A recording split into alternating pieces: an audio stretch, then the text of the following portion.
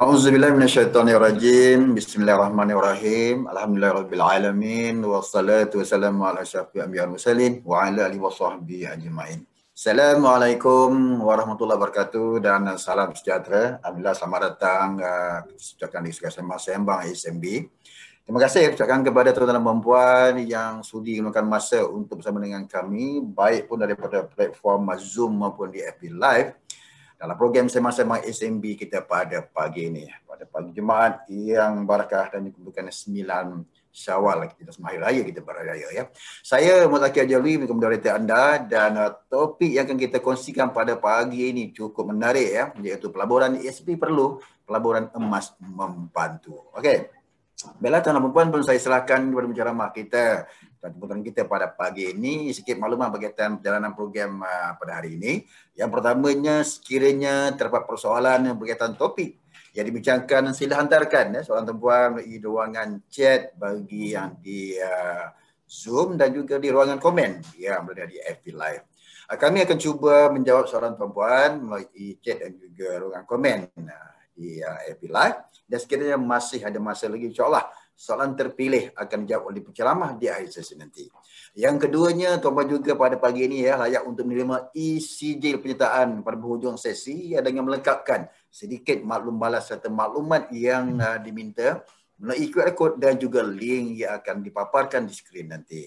Dan di akhir sesi ya, pada pagi ini kita akan adakan sesi pop quiz, di mana 3 soalan mudah akan dikemukakan di skrin, dan untuk menjadi pop quiz ini tuan-tuan perlulah menjawab dengan tepat dalam masa terpantas. InsyaAllah 20 orang pemenang akan dipilih dan setiap menang akan menerima cenderahati dari SMB berupa voucher tambah nilai Touch and Go bernilai RM10 melalui email yang tuan-tuan daftarkan nanti. Alright. Baiklah, sebelum saya serahkan kepada penceramah, sedikit maklumat berikan penceramah kita pada pagi ini, iaitu Cik Syukur bin Hashim ya. Merupakan ijazah sarjana muda pengurusan sumber manusia kerjaan di UUM. Beliau telah bertugas bermula pada 2001 hingga 2010 selaku penolong pengarah bahagian ILWA pelajar dan juga sukan multimedia, dan bermula pada 2010 hingga sekarang. Beliau merupakan pengurus besar Public Goal Marketing Sdn Bhd, dan adalah Public Goal sebenarnya ini adalah merupakan sebuah syarikat terbesar di Malaysia yang terlibat dengan aktiviti menempa, membeli dan menjual emas dan perak untuk tujuan pelaburan dan juga perhiasan. Beliau aktif membuat seminar pendidikan mengenai pelaburan emas yang betul, tepat dan selamat kepada seluruh masyarakat Malaysia. Alright, teman-teman masa, sekian kita bersama dengan Cik Syukur. Assalamualaikum Cik Syukur. Waalaikumsalam warahmatullahi taala wabarakatuh, Cik Zaki. Alhamdulillah, sihat. Kena selamat hari raya Cik Syukur. Ya, selamat hari raya. Terima kasih. Alright Syukur, pada pagi ini perkongsian pelaburan ESP perlu, pelaburan emas membantu. Silakan Cik Syukur. Baik, terima kasih kepada Encik Zaki, kita punya MC. Assalamualaikum dan salam sejahtera kepada semua peserta-peserta webinar Zoom. Pada pagi ini, Alhamdulillah, saya sangat gembira kerana dapat berkongsi topik yang sangat menarik dan sangat penting kepada tuan-tuan semua. Pertama sekali, terima kasih kepada pihak ASNB kerana menjemput saya untuk berkongsi topik ini. Sewaktu saya mula-mula dihubungi oleh ASNB, saya terkejut juga. Saya terkejut, saya cakap, bagaimana pihak ASNB ni boleh minta saya untuk educate orang pasal emas. Jadi akhirnya saya dapati bahawa tim ASNB ni ialah tim mereka nak rakyat Malaysia ini bijak keuangan sebenarnya, tuan-tuan. Jadi dengan kata lain, mereka lebih kepada education. Jadi bila mereka cerita kata mereka nak educate rakyat Malaysia tentang apa-apa pelaburan, dan salah satu daripada pelaburan yang hot ketika ini adalah pelaburan emas. Jadi bila mereka kontak saya, mereka cakap, boleh tak minta Cik Syukur share tentang pelaburan emas? Sebab kita nak rakyat Malaysia cerdik dan bijak. Saya cakap boleh. Sebab saya nak tuan-tuan rakyat Malaysia ni bijak, cerdik keuangan. Saya nak bagi tahu satu benda, tuan-tuan. Cerdik keuangan jauh lebih penting daripada tools keuangan. Dengan kata lain, bila tuan-tuan cerdik keuangan, tuan-tuan dapati saham, hartanah, emas, perak, itu adalah alat kewangan saja. Jadi bila kita bijak kewangan, cerdik kewangan, alat-alat ini kita boleh gunakan dengan bijaksana dan boleh mencapai kita punya kita punya financial objective. Okay.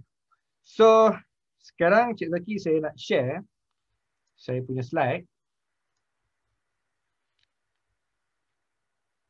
Jadi seperti yang Cik Zaki cerita tadi, saya adalah staf universiti. Saya bekerja selama 9 tahun di universiti. Kemudian tahun 2008 saya belajar ilmu emas dan saya dah start share ilmu emas yang betul tepat selamat sehingga hari ini dah 13 tahun.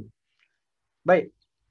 Jadi topik kita pada hari ini adalah pelaburan ASB perlu pelaburan emas membantu. Macam mana cara dia ni? Baik. First kali, kenapa topik ini penting tuan-tuan? Especially pada zaman sekarang ni, ketika zaman COVID-19 melanda, ramai orang jatuh susah tuan-tuan. Saya jumpa ramai orang yang saya kenal jatuh susah. Sebab apa? Sebab nombor satu, dia kehilangan kerja. Ada yang terus diberhentikan kerja. Satu.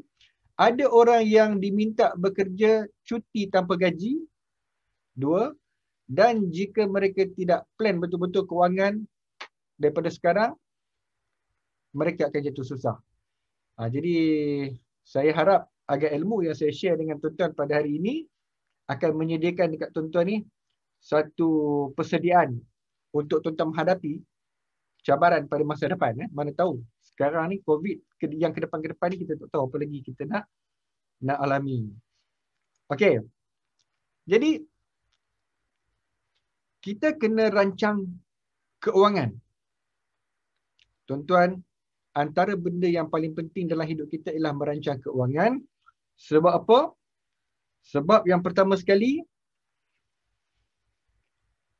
cabaran ketika ini, antara cabaran yang penting adalah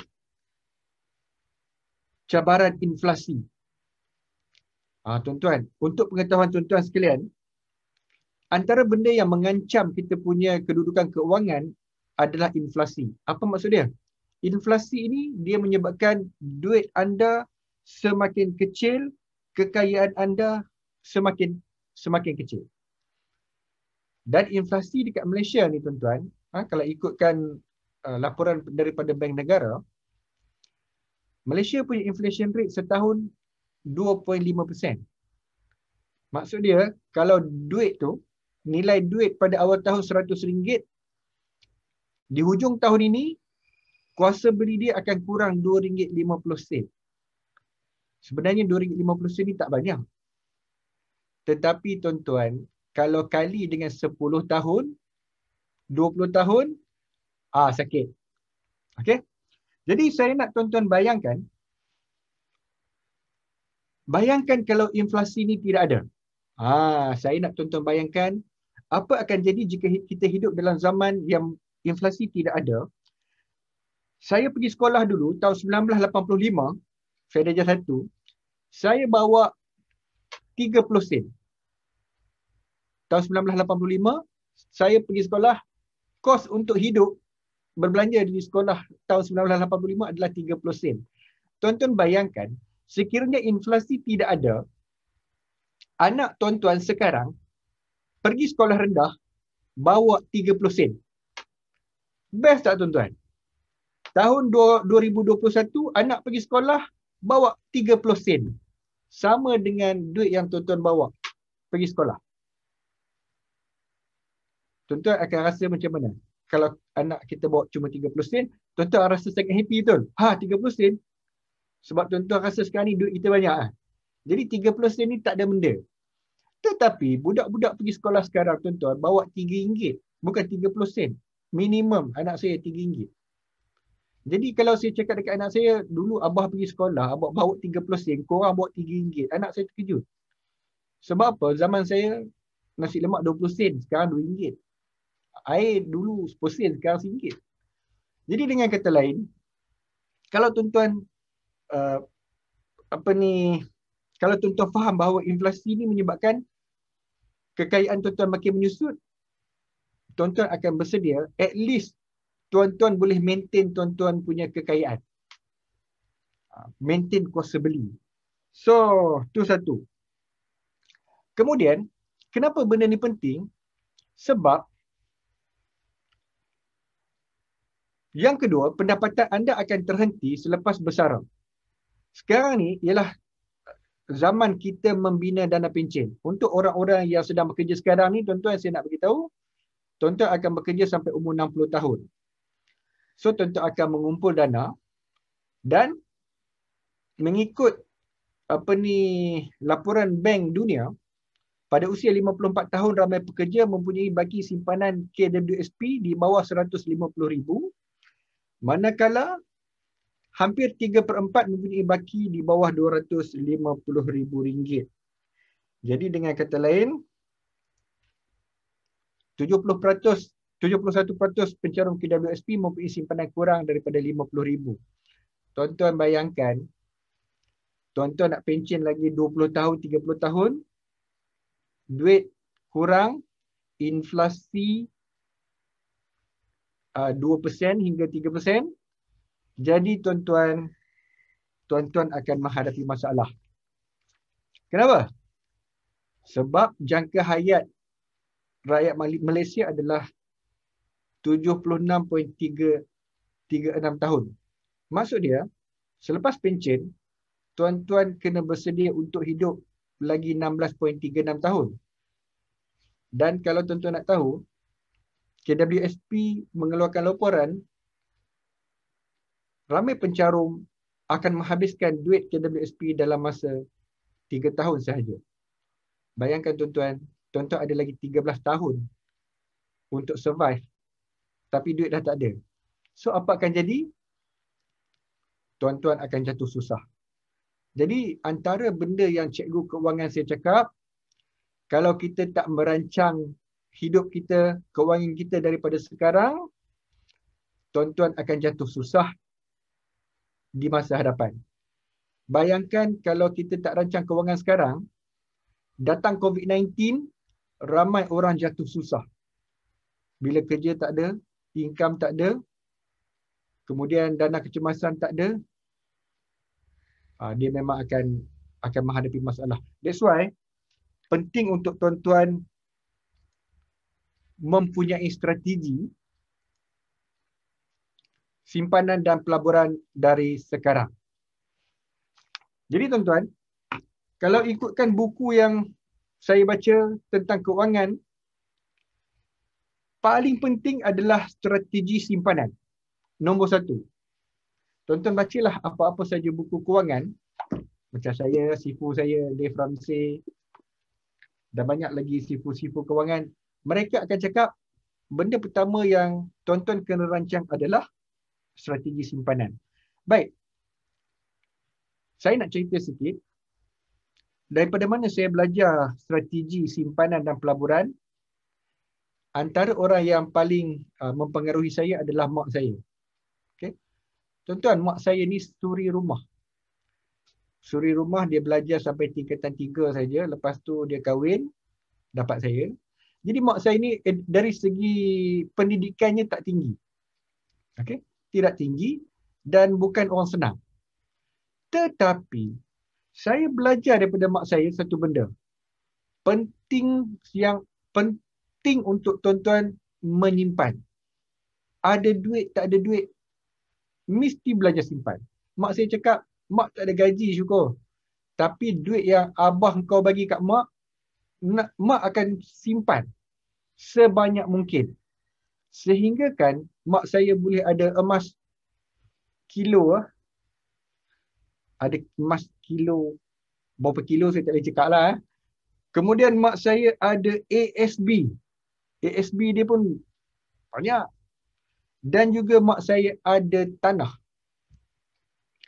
Tanah di Pulau Langkawi, sangat besar.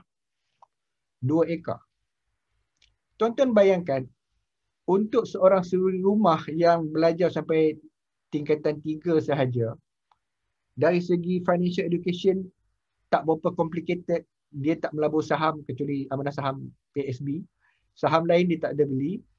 Cryptocurrency lagilah dia tak tempuh, dia tak tahu, dia cuma pelabur biasa, tetapi dia berjaya merancang keuangan dengan sangat hebat.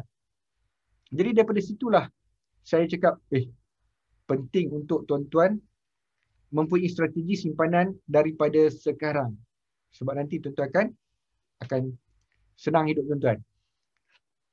Baik, sekarang saya nak share strategi macam mana nak menggunakan ASB dan emas sebagai instrumen pelaburan dan juga kepelbagaian. Kepelbagaian ni maksudnya diversification. Tuan-tuan, walaupun saya ni mengajar tentang emas 13 tahun, tetapi saya juga ada simpanan ASB. Saya juga ada buat ASB loan. Why? Kenapa orang yang cerita tentang emas saya ada ASB? Sebab tuan-tuan, saya cakap tadi, yang pentingnya adalah financial intelligence. Dengan kata lain, kita tahu kalau kita bijak, otak kita bijak, kita takkan taksub dengan mana-mana instrumen. Tetapi kita anggap instrumen-instrumen ini sebagai alat sahaja. Kita ni sebagai tukang.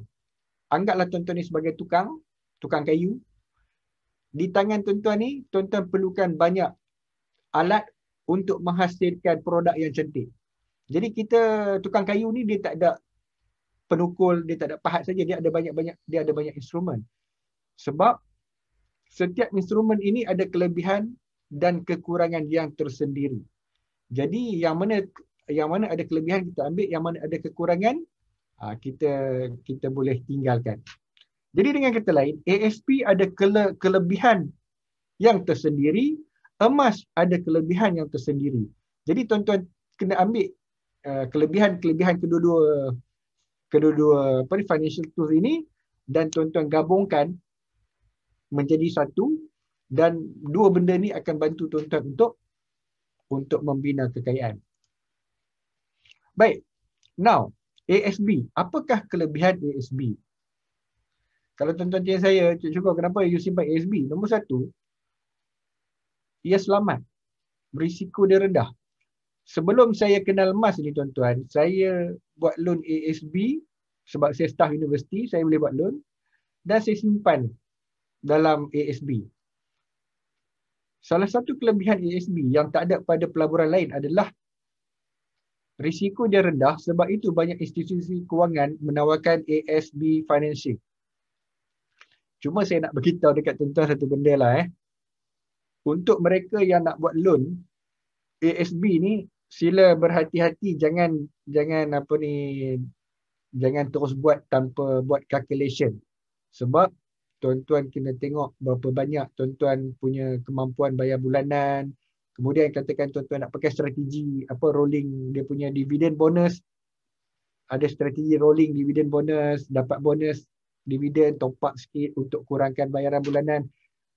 Hari ni kita bukan nak belajar benda tu, tapi saya nak beritahu benda tu boleh buat. Cuma tuan-tuan kena buat pengiraan betul-betul supaya nanti tuan-tuan tak tersangkut bayar bulan-bulan ni. Kemudian lagi satu, dia masuk rekod pinjaman dekat bank tu, dengan CTOS dengan CCRIS. Baik, kelebihan ASB yang kedua, ini cerita daripada saya punya uncle pakcik saya. Pakcik saya ni dia pelabur yang sangat konservatif. Dia cuma melabur ASB dan juga hartanah sahaja. Sekian, terima kasih.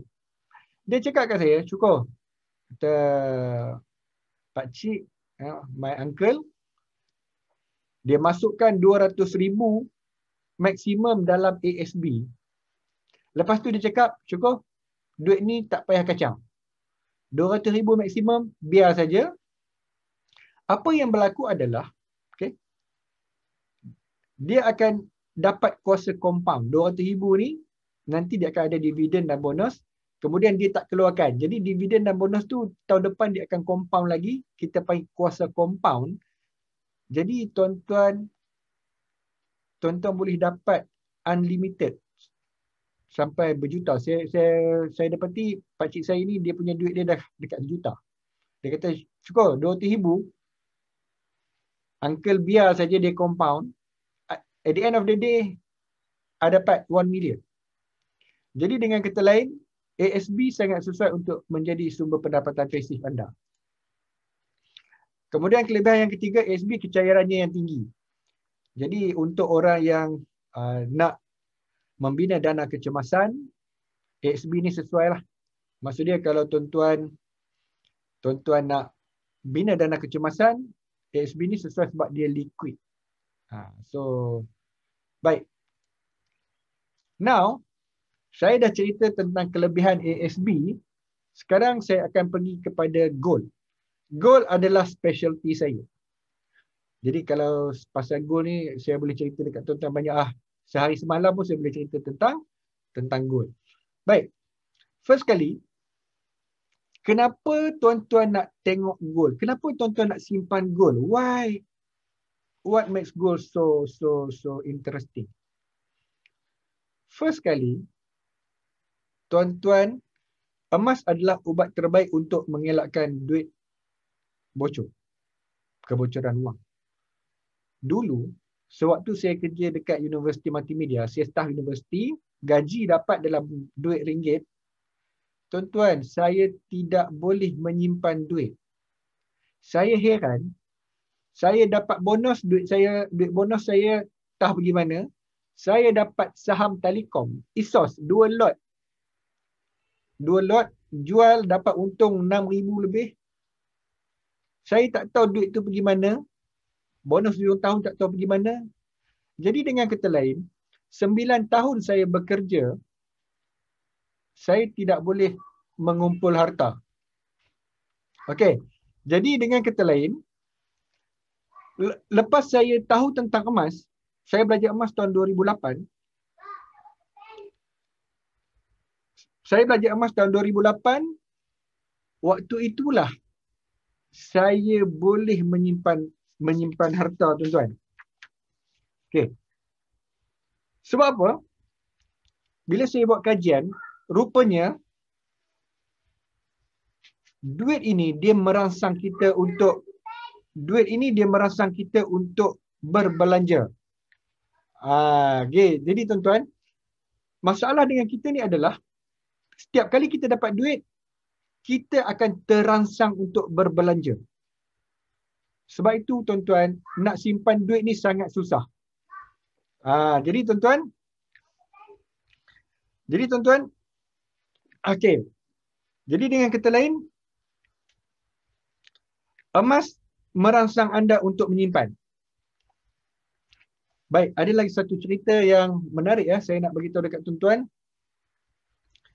Kisah 100 dinar emas.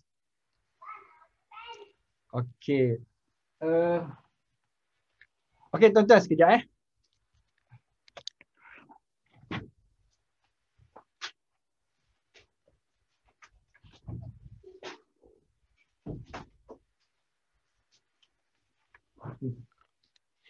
Okey, commercial break sekejap. Baik. Saya ada seorang customer yang hobinya menyimpan 1 dinar. Dia ada duit, dia simpan 1 dinar. Dia ada duit, dia simpan 1 dinar. Akhirnya, beliau berjaya menyimpan 100 keping dinar emas. Jadi, beliau datang jual dinar ini kepada saya. Dia cakap, Cik Syukur, saya nak jual balik saya punya dinar, 100 dinar ni.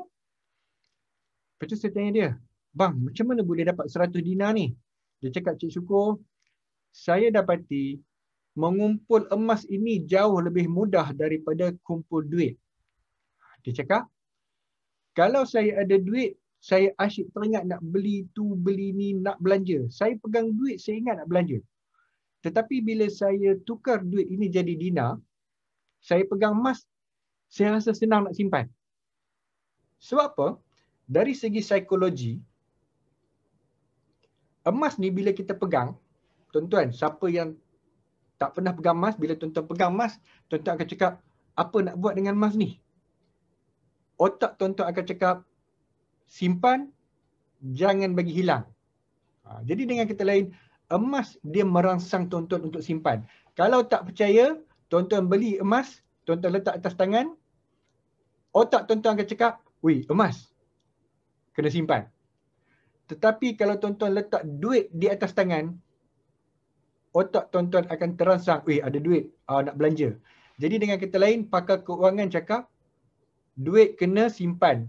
Masalahnya adalah, simpanan duit ni tidak selari dengan fitrah. Tuan-tuan, semua orang tahu nak membina kekayaan kena simpan duit, tetapi bila duit ada di depan mata, dia tak boleh simpan, dia nak perhabis. That's why sesiapa yang ada masalah nak simpan duit ni susah, tuan-tuan, ubatnya adalah emas. Kalau tak percaya, tuan-tuan try lah. Untuk yang tak boleh simpan duit ni, simpanlah emas. Kemudian, selain daripada mengelakkan kebocoran wang, emas juga adalah simpanan yang sesuai untuk jangka masa yang panjang. Di depan tuan-tuan ini, saya letakkan satu graf harga emas daripada 5 tahun, daripada tahun 2016 sampai 2021.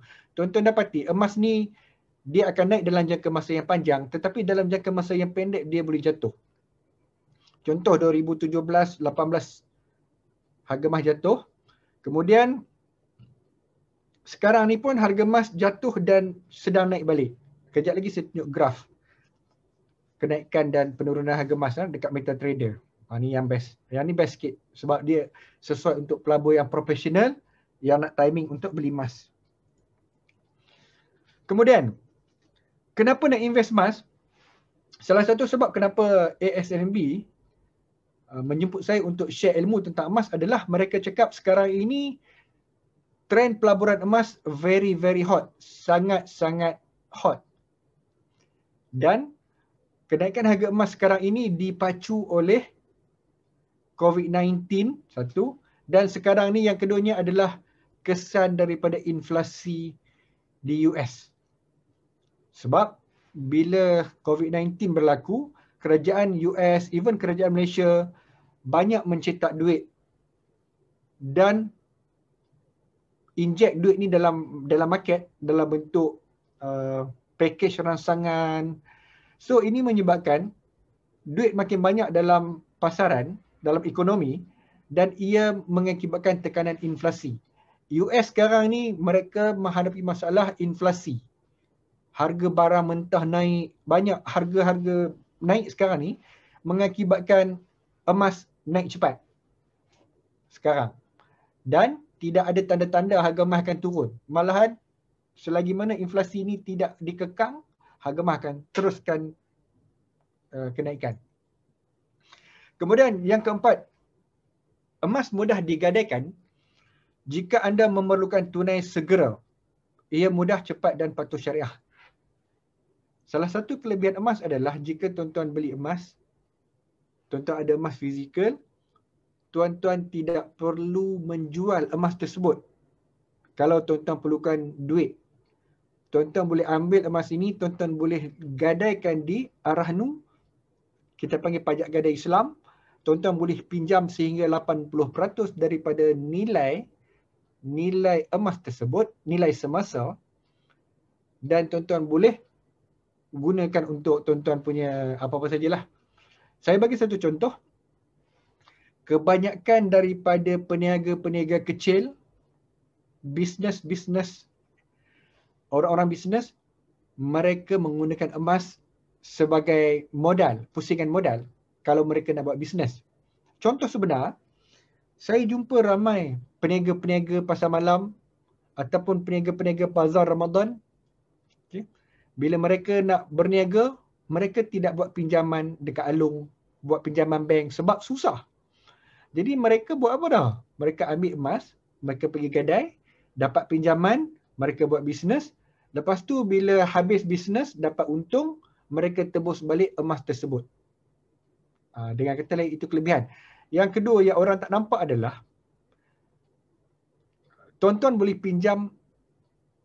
buat pinjaman Ar-Rahnu berdasarkan nilai emas semasa. Sebagai contoh, katakan tuan-tuan beli emas ketika harga dia RM100. Okay, 13 tahun lepas, tahun 2008, harga emas 1 gram lebih kurang dalam RM100.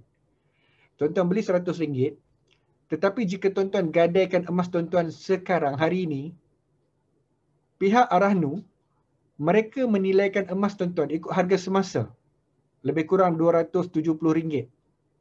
Mereka tidak menilai emas tuan-tuan pada harga RM100 tau. Jadi dengan kata lain, tuan-tuan akan nampak kelebihan emas bila tuan-tuan gadai in the future, pada masa hadapan. Arahnu menilai emas tersebut ikut harga semasa, bukan harga yang tuan-tuan beli dulu, yang tuan-tuan beli lama dulu. Ini benda yang sangat menarik tentang gold. Kalau nak semudah macam refinance rumah lah. Refinance rumah, bank akan ikut harga rumah semasa, bukan harga rumah waktu tuan-tuan beli 10-20 tahun yang lalu. Baik, now, apakah kelemahan emas? Tuan-tuan, semua pelaburan dia ada kelebihan dan kekurangan. Kelemahan emas yang pertama adalah dia mempunyai spread, ataupun bahasa mudah dia ada susut nilai jika dia jual balik. Sebab itu emas ni dia tidak sesuai untuk pelaburan jangka pendek. Ada orang tanya saya, Cik Syukur, kalau saya beli emas sekarang, saya jual sekarang, boleh tak? Saya kata, kenapa beli emas sekarang, jual sekarang, you akan rugi. Tuan akan rugi dari segi susut nilai. Katakan emas pelaburan susut nilai dia 8%. Beli hari ini, jual hari ini, rugi 8% tau. Jadi dengan kata lain, emas tidak sesuai untuk pelaburan. Beli hari ini, jual hari ini, beli hari ini, jual minggu depan, tidak sesuai. Because of the spread. Jadi tuan-tuan kena pastikan harga emas tersebut dia naik melebihi spread. Lepas tu, baru tuan-tuan akan dapat untung. Itu satu. Yang kedua, emas adalah aset yang boleh hilang dan boleh dicuri. Emas tuan-tuan, bila tuan-tuan beli emas fizikal, dia ada dalam tuan-tuan punya tangan. Dan benda ni boleh hilang. Boleh dicuri. Kalau rumah tu dipecah masuk, itu adalah benda yang pencuri akan cari terlebih dahulu dalam rumah tuan-tuan. Nombor satu, duit. Nombor yang keduanya, emas. Dan oleh sebab itulah, kelemahan emas yang ketiga adalah dia ada kos penyimpanan. Saya ada customer yang beli sikit-sikit. Dia beli 10 gram, 20 gram. Tetapi lama-lama, dia jadi banyak. Lepas tu dia cakap kat saya, Cik Syukur, saya punya emas ni dah banyak ni, saya dah risau ni nak simpan kat rumah. Boleh Cik Syukur recommend mana nak simpan selamat? Jadi saya pun recommend safe deposit box, peti simpanan selamat, dan kosnya lebih kurang RM350 setahun. Jadi dengan kata lain, dia terpaksa invest RM350. Tapi kalau untuk emas yang banyak, berbaloi lah. Kalau emas takat 10 gram, 20 gram, saya cakap tak perlu safe deposit box. Belajar sembunyi kat rumah cukup. Sembunyi dalam almari ataupun dekat rak buku, sembunyi dekat dalam peti air, sembunyi dekat dalam plug elektrik. Okey, ataupun korek mozaik, letak tutup lantai mozaik tu. Boleh, tak ada masalah. Ramai orang simpan emas dengan cara yang sembunyi, kreatif. Baik. Now, saya percaya tuan-tuan nak tahu harga emas ni boleh naik lagi tak? Jawapannya yes. Sekarang ini trend harga emas menaik. Apakah faktor-faktor yang menyebabkan harga emas naik? Yang pertama adalah permintaan dan penawaran. Apa yang menyebabkan permintaan dan penawaran emas menaik sekarang ni tuan-tuan? Sekarang faktornya adalah tekanan inflasi di US. Tuan-tuan, US sekarang mencetak duit triliun 1.8 triliun US dollar untuk merangsang dia punya ekonomi. Akibat daripada COVID-19.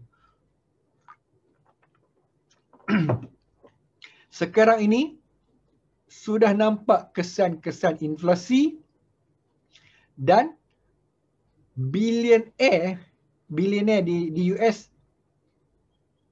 pun dah beli emas. Baru-baru ni saya buat posting, Sam Zell, seorang bilioner daripada US, dia cakap dia dah nampak everywhere harga naik. Jadi dia cakap buat apa simpan US dollar. US dollar simpan, inflasi akan makan, nilai duit turun.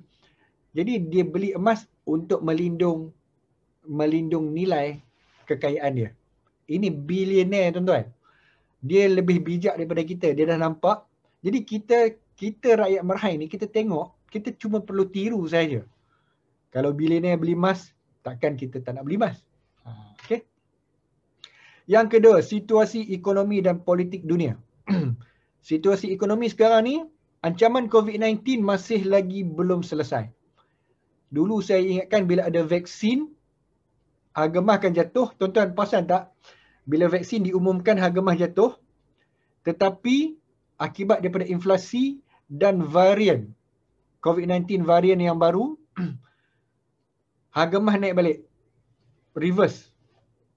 Jadi dengan kata lain, ingatkan COVID akan selesai, tak selesai. Tuan-tuan, selagi mana COVID-19 belum selesai, faktor yang menggerakkan harga emas ini masih lagi wujud. Kemudian data inflasi. Dekat US, inflation is everywhere. Yang keempat, kekuatan mata wang US dollar.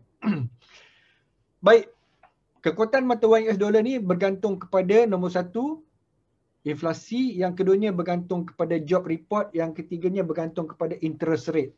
Sekarang interest rate dekat US rendah. Dan selagi mana interest rate rendah, inflasi tinggi, interest rate rendah, gold akan naik. Baik. Now, kita tengok apakah perbezaan di antara ASB dengan emas. Sebab ada orang tanya saya, Cik Syukur, apa beza antara ASB dengan emas? Nombor satu, bentuk aset. ASB adalah wang tunai. ASB ni as good as cash. Sebab satu saham RM1, so it's like RM1 lah. Okay. Yang kedua, emas adalah aset fizikal. Emas ni bermaksud emas fizikal. Jadi bila tuan-tuan beli, benda tu boleh pegang dalam tangan, dia warna kuning. Jadi dia adalah aset fizikal. Jadi aset fizikal ni kelebihan dia adalah nilai dia ada pada diri dia sendiri. Kalau tuan-tuan bawa emas tersebut pergi ke luar negara, contohnya saya pernah bawa emas tu pergi Jepun, saya jual emas saya di Jepun. Memandangkan emas tersebut adalah fizikal, kita boleh bawa dia ke luar negara, hantar dekat kedai dekat di Jepun tu, tanya dia, beli tak emas? Dia cakap beli. Dia timbang dan dia ikut harga semasa, kemudian dia bayar pakai yen Jepun. Kalau tuan-tuan bawa physical gold pergi Mekah, nak pakai duit, boleh jual di kedai-kedai emas di Mekah, dia ada nilai. So, itu maksud emas adalah aset fizikal. Kemudian ASB, risiko pelaburan yang rendah. Antara benda yang bagus tentang ASB ni adalah risikonya sangat rendah, tuan-tuan. Rendah ni maksud dia, buat masa ni tak ada risiko boleh bankrupt, tak ada risiko boleh hilang, kita panggil hilang prinsipal. Tiada. Sangat selamat. Tetapi kalau tuan-tuan invest dalam gold, saham, dalam short term, tuan-tuan boleh rugi. Sebab dalam jangka masa pendek, harga emas boleh jatuh. Boleh jatuh. Lebih daripada 10% boleh jatuh. Sebab itu siapa-siapa yang nak invest gold, otak dia kena fikir long term. 2 tahun, 3 tahun, 4 tahun, 5 tahun, 10 tahun ke atas. Baru sesuai untuk invest dalam gold. Okey. Kemudian ASB, keuntungan berbentuk dividen dan bonus. Yang ni tuan-tuan pun tahulah, ASB ni dia pelaburan yang kita bubuh duit, tunggu setahun, lepas tu pengumuman ujung tahun ataupun pada awal tahun, pengumuman berapa banyak dividen, berapa banyak bonus.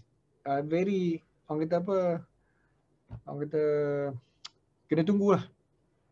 Tetapi emas keuntungannya berbentuk kenaikan harga. Okey.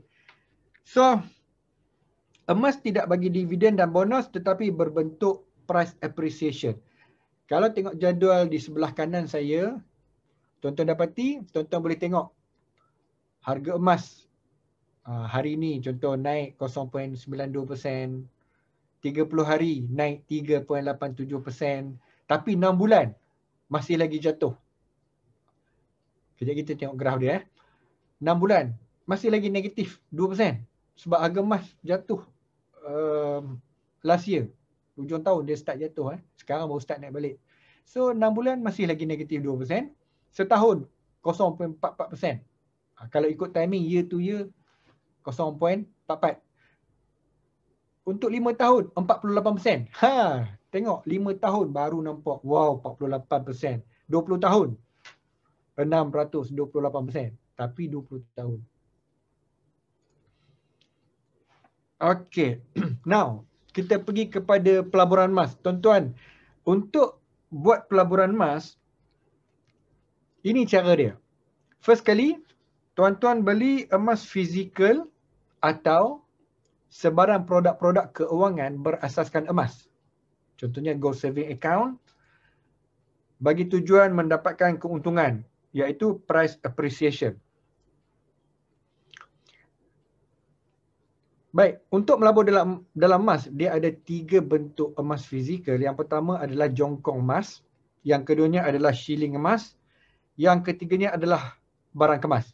Jadi tuan-tuan, pelaburan emas fizikal 3 bentuk ni saja. Jongkong, shilling, barang kemas. Apa beza dia? Jongkong ni biasanya bentuknya 4 segi.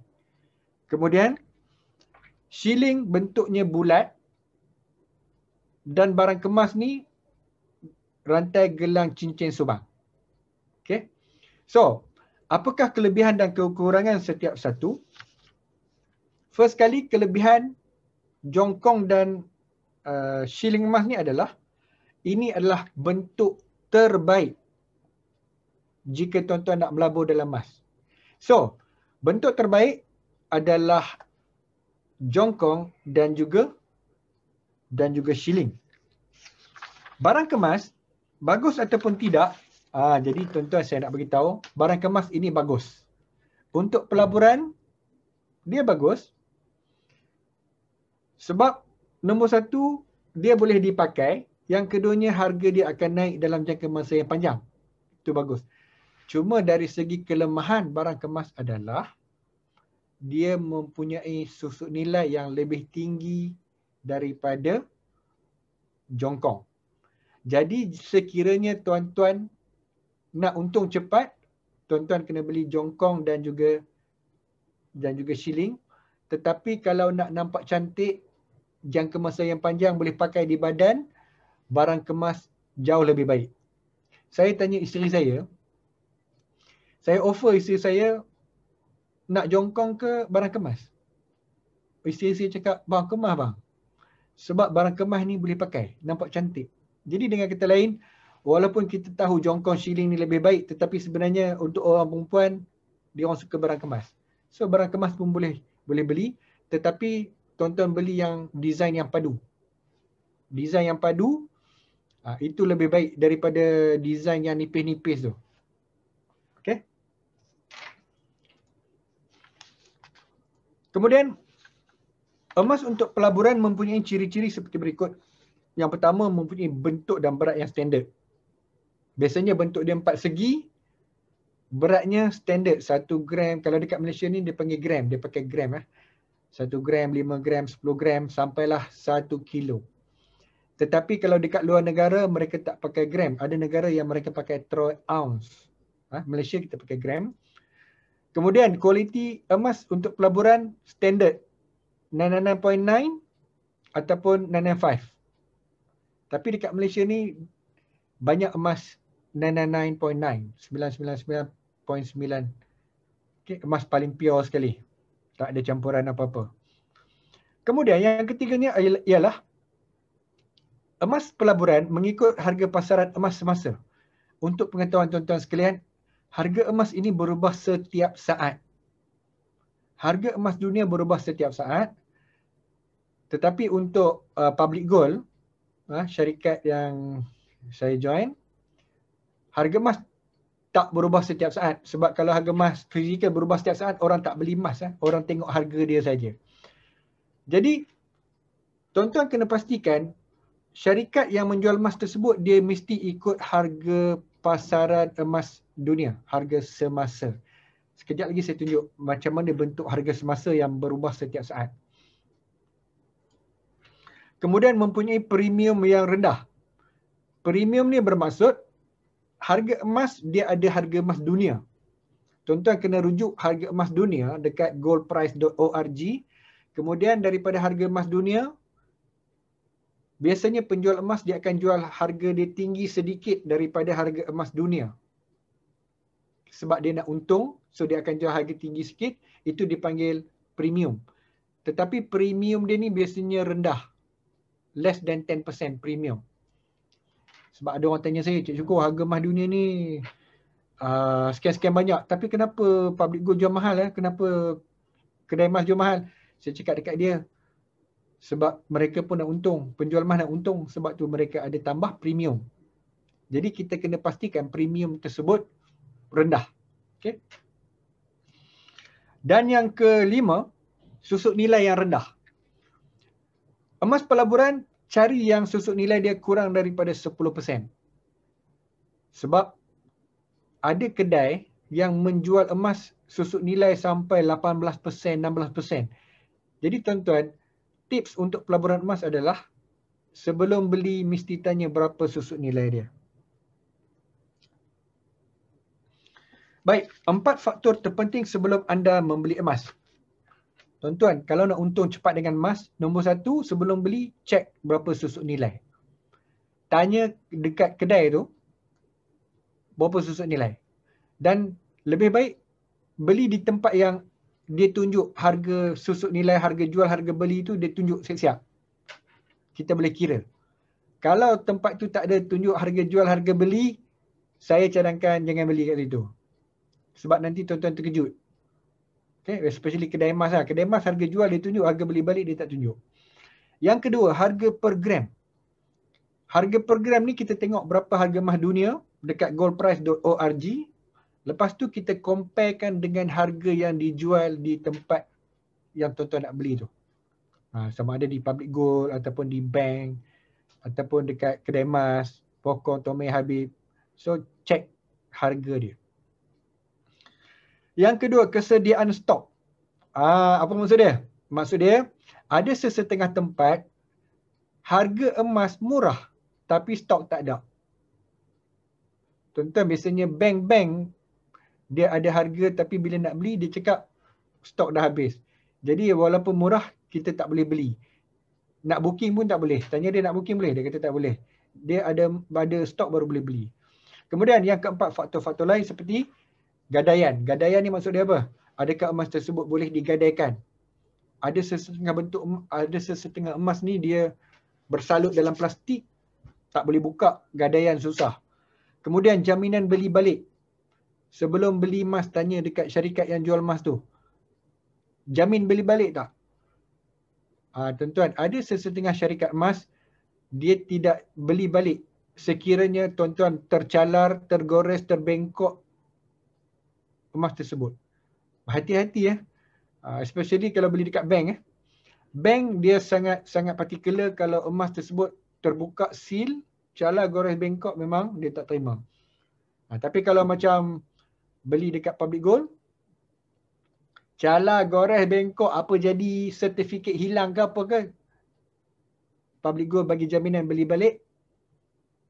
Sebab dia boleh ambil emas tersebut, dia pergi lebur buat barang kemas. Jadi macam public gold ni dia tak kisah. Emas calar, gores, bengkok, jatuh, hilang sertifikat semua, no problem. So benda ni kena pay attention. Baik. Apakah strategi pelabur emas? Ni nak masuk topik yang menarik dah ni. Dia ada 2 strategi. Untuk pelabur-pelabur yang amatur, pelabur-pelabur yang biasa-biasa, yang tak banyak knowledge tentang gold, strategi yang paling senang sekali adalah cost averaging. Maksud dia apa? Maksud dia tuan-tuan mesti beli secara konsisten. Jangan tengok harga emas. Ada duit, beli, kemudian bulan depan apa saja harga emas, tuan-tuan kena beli. Sebab tips untuk melabur emas adalah dia mesti tambah gram. Kalau harga emas tinggi, tuan-tuan tak beli, gram tidak bertambah. Jadi bila gram tak bertambah, harga emas naik, tuan-tuan tidak boleh dapat untung because gram tak bertambah. Jadi untuk pelabur-pelabur biasa, pelabur-pelabur awam, beli emas ketika ada duit dan konsisten. Strategic cost averaging. Now, saya nak tunjuk macam mana pelabur yang berstatus profesional beli emas. Tuan-tuan, kalau tuan-tuan di peringkat pelabur yang profesional, tuan-tuan akan beli emas mengikut harga emas dunia, kita panggil ikut graf. Ini adalah contoh sebenar macam mana saya buat keputusan untuk membeli ataupun menjual emas. Saya pakai graf MetaTrader. Okay. Contoh. Okay, saya nak tunjuk dekat tuan-tuan harga emas yang saya cakap naik turun setiap saat. Okay. Sekiranya tuan-tuan melihat graf di depan tuan-tuan sekarang ni, ini adalah saya panggil graf MetaTrader emas setiap minit. Setiap minit satu batang candlestick ni dia mewakili harga emas setiap minit. Tuan-tuan nampak tak harga emas sekarang tengah bergerak? Tengah naik, tengah turun kan? Macam stock market. Tuan-tuan, ini adalah harga emas dunia yang sedang didagangkan sekarang. Lifetime spot gold. So, ini lagi hadiah harga emas yang bergerak setiap saat. Tetapi untuk beli emas fizikal, saya tak boleh tengok harga ni. Saya kena tengok harga gold daily. Ini contohnya gold daily, harga emas setiap hari. Okey. Tuan-tuan, ini adalah graf harga emas setiap hari. Ni, satu batang candlestick ni mewakili harga emas setiap hari, satu hari. Tuan-tuan tengok harga emas naik, kita tanda kat sini, start daripada 31 hari bulan 3, dia naik saja. Best kan? So, harga emas sekarang berada dalam trend menaik. Tetapi, kalau kita kecilkan sedikit graf ini, inilah dia graf harga emas dunia. Daripada bila? Daripada tahun 2019. Garisan ni, garisan biru ni yang saya tandakan ni, ini adalah harga emas ketika zaman pre-COVID-19. Masa COVID-19 mula-mula start menyerang, harga emas berada di sini. Yang biru ni. Lepas tu, tuan-tuan tengok harga emas dia naik, kemudian dia turun. Bulan 3 harga emas turun yang sangat teruk. Bukan setakat harga emas, tapi stock market pun turun banyak. Lepas tu, harga emas naik sampai ke kemuncak paling tinggi dalam sejarah pada 7 hari bulan 8 tahun 2020. Kemudian harga emas bergerak menurun sehingga sini bulan 29 hari bulan 3. Okey, sini So, hujung bulan 3 dia turun. Sekarang ini trend harga emas sedang menaik balik. Sebab itu saya cakap, harga emas dalam jangka masa yang pendek dia boleh turun. Siapa yang terbeli emas ketika bulan 8, dia memang tengok harga emas tengah turun lah. Tapi sekarang ni tengah naik balik. Jadi dengan kata lain, tuan-tuan, beli emas ni, dia kena tengok, dia perlukan jangka masa yang panjang. Okey, saya nak tunjuk. Tu. Kalau kita kecilkan graf ini, tuan-tuan, inilah graf harga emas daripada 2015 sampai sekarang. Jadi 6 tahun. Tuan-tuan, 6 tahun harga emas. Ada naik, ada turun, ada naik, ada turun. Jadi untuk mereka yang melabur 5 tahun ke atas, tuan-tuan, insya-Allah garanti menang. Tapi kalau melabur dalam 6 bulan ke belakang, tuan-tuan boleh rugi. So, macam mana cara saya beli emas? Saya akan rujuk kepada graf ini, MetaTrader. Kemudian saya akan merujuk kepada RSI, Relative Strength Index. Ini macam saham lah. Orang beli saham, dia kena tengok technical, dia kena tengok RSI, dia tengok moving average. Hari ini bukan cerita pasal technical, tapi saya nak tunjuk macam mana profesional beli emas, dia tengok graf. Tapi untuk tuan-tuan yang apa ni kita panggil orang rakyat marahain, tuan-tuan beli emas pakai cost averaging strategi. Okay? So, Cik Syukur, apakah trend pelaburan emas sekarang? Jadi tuan-tuan, berdasarkan kepada analisis yang saya buat, nombor satu, COVID-19 belum selesai. Yang kedua, pakej rangsangan ekonomi oleh US dan juga kerajaan-kerajaan lain di seluruh dunia. Dan juga inflasi. Saya berpendapat trend peningkatan harga emas boleh berterusan daripada sekarang 3 hingga 4 tahun. Dia akan uptrend. Jadi kalau tuan-tuan nak melabur emas berdasarkan trend, sekarang ialah masa yang terbaik untuk melabur emas.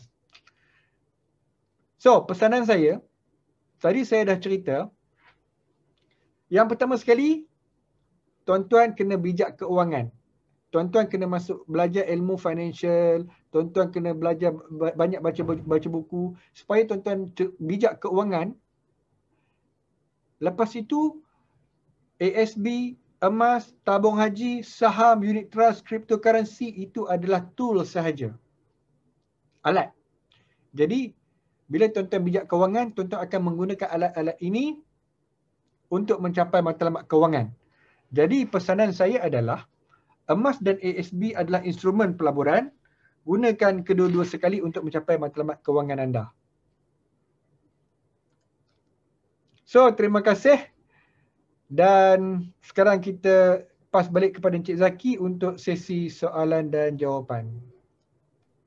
Okey, terima kasih Cik Syukur di atas pengkongsian tajuk kita pada pagi ini cukup menarik ya. So, ada soalan, banyak soalan juga ni apa ni Cik Syukur yang saya terima. Kita mintakan apa ni Cik Syukur jawab secara ringkas. Ada 9 hampir 8 ke 9 soalan ya Cik Syukur. Alright, kita pergi soalan yang pertama. Datangnya daripada Cik Zainuri. Alright. Assalamualaikum Cik Syukur. Mohon pencerahan berapakah peratus allocation yang sesuai untuk pelaburan ASB dengan emas? Itu dia soalan yang pertama. Silakan Cik Syukur. Okey. First kali dia tidak ada satu formula, one formula fits all lah. Tidak ada satu formula yang boleh digunakan pakai untuk semua orang. Tetapi saya cadangkan paling senang sekali 50-50 lah. Kita mulakan dengan 50-50, 50-50. Kemudian daripada situ kita tengok prestasi. So yang mana prestasi lebih tinggi, kita lebihkan dekat situ. Jadi dengan kata lain, you start with 50-50 then monitor the performance. Itu paling senang sekali. Senang. Okey. Right, kita ngeri telah jawapan daripada Cik Syukur. Yang keduanya datang daripada Hazarul Isham daripada FB Live. Alright, saya Syukur, berapa lama tempoh anggaran masa untuk pelaburan emas berhasil? Tu dia. Itu emas. Okey. Ini soalan yang sangat bagus. Ya. Sebab pelaburan emas ni dia sesuai untuk jangka masa yang panjang dan paling bagus sekali adalah kita letakkan matlamat jangka masa yang panjang ni dengan emas. Contohnya anak saya nak belajar lagi, dia memerlukan masa lagi 17 tahun untuk dia masuk universiti. Jadi saya simpan emas untuk dia 17 tahun. Satu. Yang kedua, kalau kita nak pergi ke Mekah lagi 5-6 tahun, maka kita simpan emas sebagai dana pergi Mekah 5-6 tahun. Jadi dengan kata lain, kita simpan emas ini lebih bagus jika kita target untuk jangka masa yang sangat panjang. Tetapi ASB kita target pula sebagai dana pencen, maksudnya kita masuk, jangan pegang, jangan sentuh sehingga pencen nanti barulah kita start ambil hasil dia. So dengan kata lain, tagging dengan matlamat kewangan yang paling panjang sekali yang yang tuan boleh fikir? Okey, itu dia jawapan daripada Cik Syukur. Teruskan soalan yang ketiga, Cik Syukur. Okey, datangnya daripada saudara Nas. Salam Tuan Syukur. Berdasarkan sejarah, harga dari tahun 1996, sejajar perkembangan ekonomi berdasarkan perkhidmatan Tuan, berapa lama frasa pengumpulan Economic Communication atau Sideway di dalam pergerakan harga emas sebelum sesuatu impact volatility berlaku? Silakan. Sekali lagi. Okey, dia tanya berapa lama frasa pengumpulan accumulation di dalam pergerakan harga emas sebelum sesuatu impact. Itu dia soalannya. Okey. First kali ini mungkin berkenaan dengan market timing. Market timing maksud dia berapa tahun sebelum nampak impact. First kali tuan saya nak beritahu, setiap pelaburan, apa saja pelaburan, kita tidak akan tahu berapa banyak pulangan dia dan kita tidak tahu apa akan jadi di masa hadapan dan kita tidak boleh buat timing. Sebagai contoh, kalau kita tanya ASP tahun 2021 ni berapa persen kita akan dapat? Kita tak tahu. Tidak ada siapa tahu sebab dia pelaburan, betul tak Cik Zaki? Ya, betul. 2 tahun lagi berapa ASB akan bagi? Kita tak tahu. Sama juga dengan emas. Cik Syukur, 2016, 17, 18 berapa banyak nak kumpul, berapa banyak harga emas nak naik, harga emas nak turun. Wallahu alam, kita tidak tahu. Itu kita panggil market timing. Kita jangan buat market timing. Apa yang kita boleh buat adalah konsisten mengumpul gram. Jadi dengan kata lain, tuan kena target tahun ini 2021 saya nak kumpul 1 gram sebulan, ujung tahun 12 gram. Harga naik ke, harga turun ke, tak penting, yang penting ujung tahun ni ada 12 gram. Jadi benda tu kita boleh kontrol. Satu. Tetapi ada exclusion sikit lah. Tetapi untuk orang yang boleh tengok graf harga emas, macam saya tunjuk tadi, saya boleh tahu di mana harga lantai dan harga shilling. Jadi ketika harga lantai, ini adalah peluang untuk membeli sebab harga tengah rendah. Kita panggil support price. Jadi untuk orang yang tengok emas hari-hari ni, kita tahu bila harga dia cecah satu paras, itu harga paling rendah. Kita boleh borong banyak kat situ. So emas ni kelebihan dia adalah dia ada support resistance, harga shilling, harga lantai. ASB dia constant. ASB dia tak ada harga support, harga resistance. ASB at any time RM1 per unit. So tuan kumpul secara konsisten saja. Don't timing the market. Okey, Cik Syukur. Sambungkan daripada itu, sentimen pasaran juga mainkan peranan. Dan adakah saya boleh katakan kenaikan harga emas hanya bersifat sementara berdasarkan emosi semasa pelabur? Betul. Setiap pelaburan dia ada cycle dia. Okey. Jadi dengan kata lain, emas ni dia long term dia akan naik. Long term dia akan naik, tetapi short term dia akan ada news ataupun sentimen ataupun news ataupun kita panggil outside factor yang akan mempengaruhi harga dia in short term.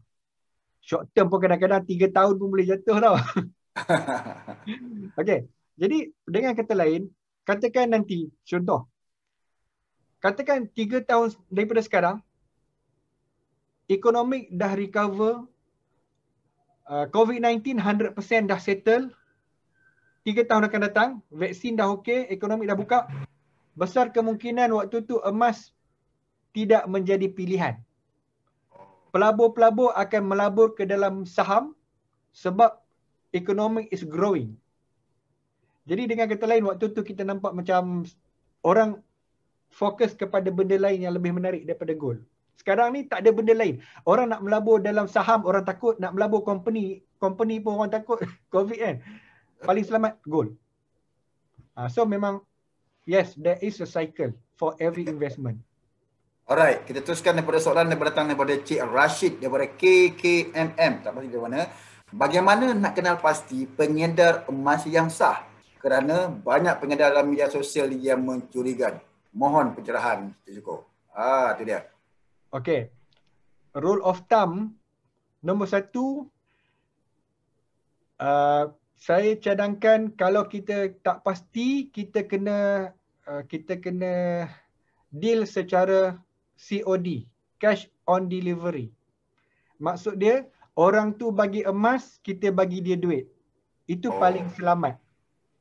Benda yang paling mengarut dalam dunia adalah kita deal dengan orang yang kita tak kenal, bank in duit, nanti dia post emas, itu risiko yang sangat tinggi.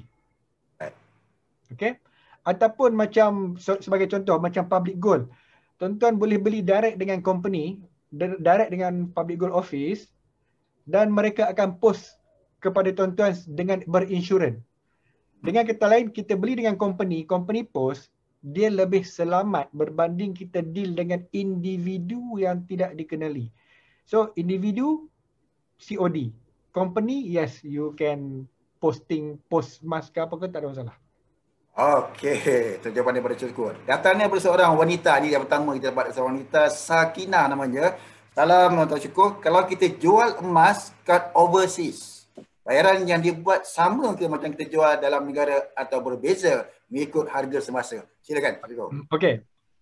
Terima kasih soalan ni. Soalan ni nombor 1, saya punya pengalaman bila saya jual emas di Jepun, saya dapati Jepun beli, di negara Jepun mereka beli pada harga yang lebih atraktif. Sebab di Jepun ni dia ada sales tax dalam, if I'm not mistaken, 8%. Jadi harga emas ke harga apa ke di Jepun ni dia mahal 8%. Jadi bila kita bawa emas daripada Malaysia ni, kita pergi sana, harga yang dia orang beli ni lagi lebih cantik. Okay. So ikut pengalaman saya, satu di Jepun. Tetapi di negara-negara lain, contohnya kalau kita pergi ke contoh Saudi ke, apa yang kita kena buat adalah kita kena tanya setiap kedai tersebut berapa harga yang dia beli. Selepas tu kita kena compare dengan harga emas dunia. Katakan harga emas dunia ni contoh 270. Jadi kita tanya dekat kedai tu berapa dia sanggup beli. Dia akan letak 230. Kedai sebelah dia 240. Dengan kata lain, harga belian emas setiap kedai tak sama. Jadi untuk memaksimalkan keuntungan, kita kena tahu berapa harga emas dunia dan kita kena bandingkan dengan 2 ke 3 kedai. Itu jawapannya. Itu jawapannya. Maknanya jualan di dua bersih lebih tinggi lah. Diambilnya apa cukup ya. Alright, soalan datang daripada Intan. Kita tanyakan soalannya, jual emas direct di kedai atau secara online melalui ejen, yang mana lebih baik dan pulangannya lebih tinggi? Cukup. Ini senang saja ni jawapan dia. First kali saya nak bagi tahu, harga jualan emas dan harga belian emas di Malaysia tidak ditetapkan oleh kerajaan. Okey. Dengan kata lain, kita boleh jual dan kita boleh beli emas mengikut suka-suka hati kita. Sebenar-benarnya. Jadi dengan kata lain, bila kita nak jual, nak beli emas di Malaysia ni, kita boleh negotiate harga. Jadi katakan puan nak beli emas, puan boleh negotiate harga. Sebab tu dekat Malaysia ni kita boleh negotiate harga upah tukang, harga emas kita boleh negotiate. Dan kita nak jual pun kita boleh negotiate, especially dengan kalau kita jual dekat individu. Tapi kadang-kadang kalau kita jual dengan institusi, dengan bank ke contohnya, kita tak boleh lah negotiate, dia mana negotiate. Tapi kalau kedai emas dia boleh negotiate. So dengan kata lain, untuk memaksimalkan keuntungan bergantung kepada skill negotiation puan sendiri. Okey, cukup kita teruskan dengan soalan. Makin lama makin banyak soalan yang tak apa, seperti pilih. Okey, Assalamualaikum Cik Syukur. Adakah Cik Syukur jadikan emas sebagai pelaburan utama, yakni pelaburan yang akan memberi kewangan yang subsistensi, atau pelaburan sampingan, pelaburan konservatif yang selamat dan boleh simpan untuk masa lagi? Itu dia soalan daripada Cik Wan je. Silakan Cik Syukur. Okey. Kemahiran saya adalah emas. Dan saya orang yang suka emas, saya suka aset fizikal. Macam saya cerita tadi saya ni ada satu cerita. Saya suka beli 20 gram. jongkong emas 20 gram. Saya ada duit, saya beli 20 gram. Saya ada duit, saya beli 20 gram. Kenapa? Sebab saya suka pegang.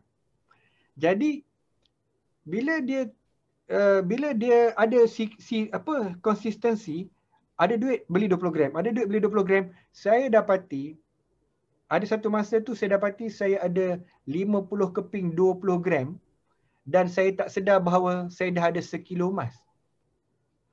Jadi dengan kata lain, saya suka kepada emas ini atas sebab dia fizikal, dia boleh dipegang, dia mengasyikkan. Macam yang saya cerita tadi, ada seorang hamba Allah, customer saya, dia suka beli 1 dinar dan dia beli konsisten sehingga dia dapat 100 dinar. Jadi dengan kata lain, hati dia suka kepada physical gold. Tetapi adakah ini sesuai untuk semua orang? Jawapannya tidak. Ada orang pegang emas, dia takut dia nak pengsan. Dia takut hilang. Saya pernah jumpa orang yang bila dia pegang emas, dia beli emas, dia pegang. Saya soalan pertama, ini kalau hilang macam mana? Saya tepuk dahi. Saya cakap, baru beli 1, dia pegang, dia takut hilang. Kita pegang emas, kita rasa seronok, kita nak tambah lagi. Jadi dengan kata lain, setiap individu ni, dia punya jiwa dia tak sama. Contohnya, ada orang nak selamat ASB. Ada orang nak pegang kuning-kuning emas. Even pelabur emas sendiri pun ada berbeza kategori. Ada suka jongkong, ada suka dinar, ada suka barang kemas, ada suka yang special edition. Dia terlampau banyak variable. Jadi tuan, apa yang tuan kena buat adalah try dulu, tengok yang mana satu orang kata apa, serasi dengan jiwa. Go for that.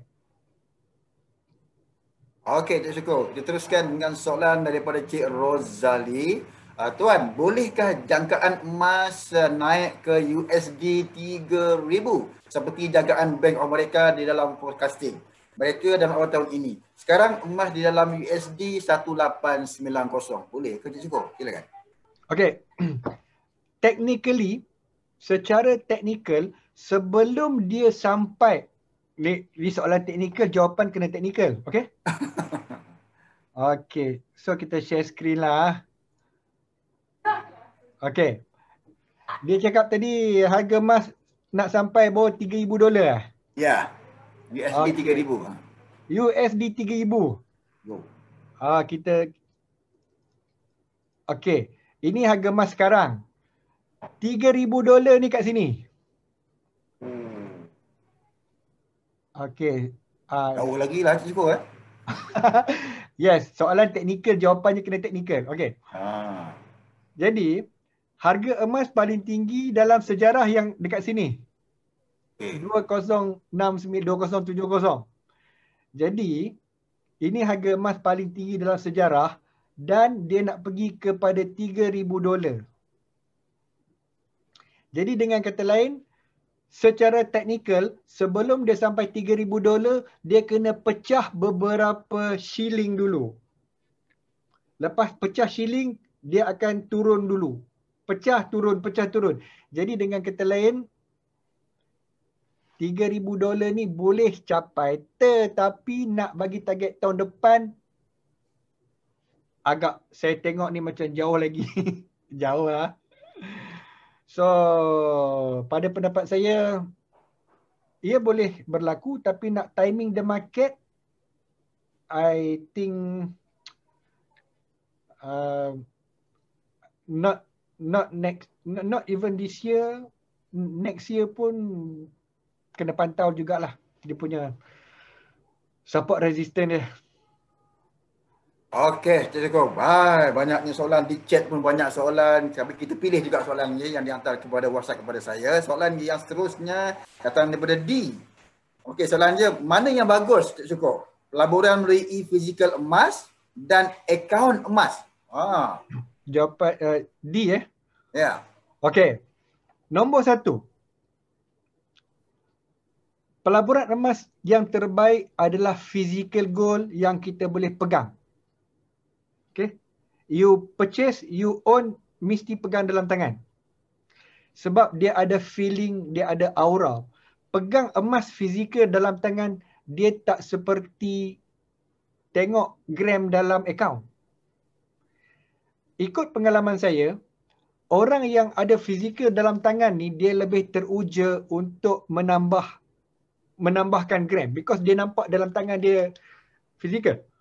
Tapi kalau dia tengok dalam akaun ni dia tak ada feeling, dia macam tengok gram 1, 2, 3 gram. Jadi dengan kata lain, cuba try fizikal dulu.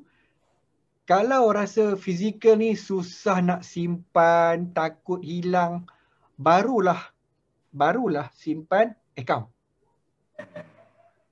Kalau tak takut hilang, go for physical. Itu cara yang terbaik.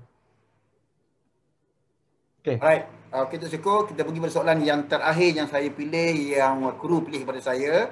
Lepas ni kita minta Tok Syukur menjawab soalan tu dekat chat Zoom kita tu. Lepas ni lepas saya promo ni nanti.